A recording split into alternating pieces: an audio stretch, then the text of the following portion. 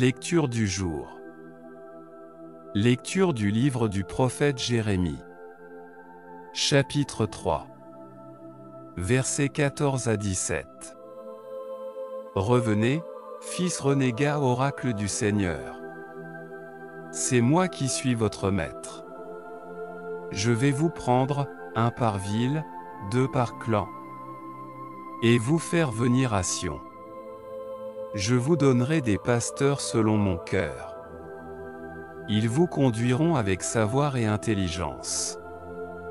Quand vous vous serez multipliés, quand vous aurez fructifié dans le pays.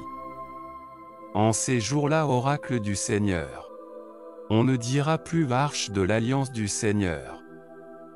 On ne gardera plus mémoire de l'arche. On ne s'en souviendra plus. On ne s'en occupera plus. On n'en fera pas une autre. En ce temps-là, on appellera Jérusalem trône du Seigneur. Toutes les nations convergeront vers elle, vers le nom du Seigneur, à Jérusalem. Elles ne suivront plus les penchants mauvais de leur cœur endurci. Parole du Seigneur. Nous rendons grâce à Dieu. Psaume responsorial.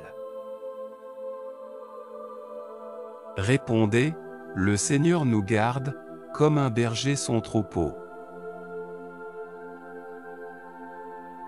Écoutez, nations, la parole du Seigneur. Annoncez dans les îles lointaines, celui qui dispersa Israël le rassemble, il le garde, comme un berger son troupeau. Le Seigneur nous garde, comme un berger son troupeau. Le Seigneur a libéré Jacob, l'a racheté des mains d'un plus fort.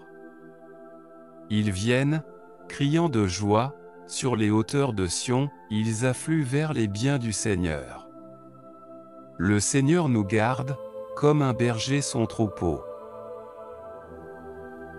La jeune fille se réjouit, elle danse, jeunes gens, vieilles gens, tous ensemble. Je change leur deuil en joie, les réjouis, les console après la peine. Le Seigneur nous garde, comme un berger son troupeau.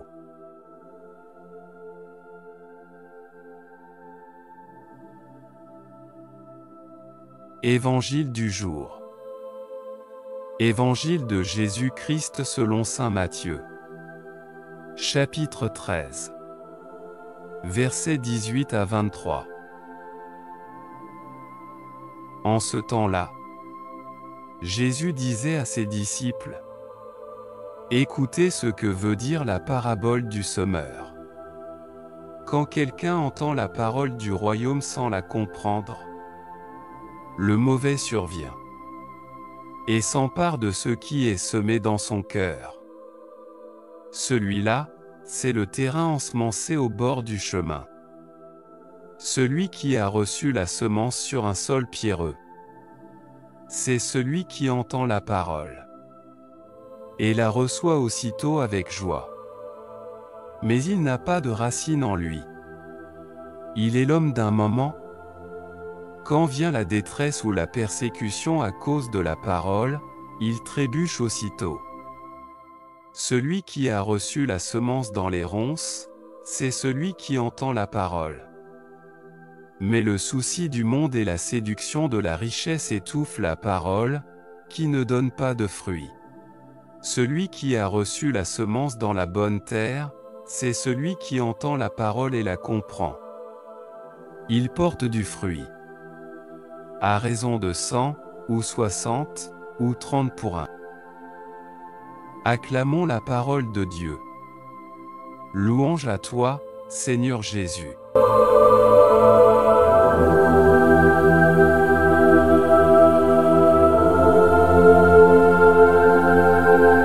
Aujourd'hui, la parabole du semeur est comme un avertissement qu'on ne doit pas oublier, et une invitation permanente à répondre avec fruit à l'amour avec lequel il prend soin de nous.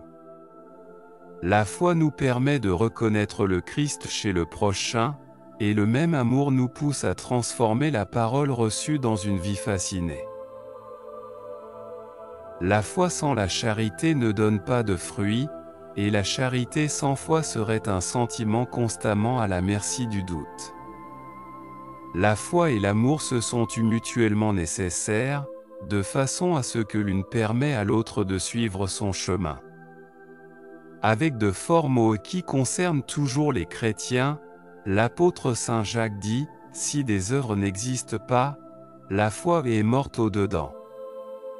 Montre-moi ta foi sans les œuvres, et moi avec mes œuvres te montrerai la foi. »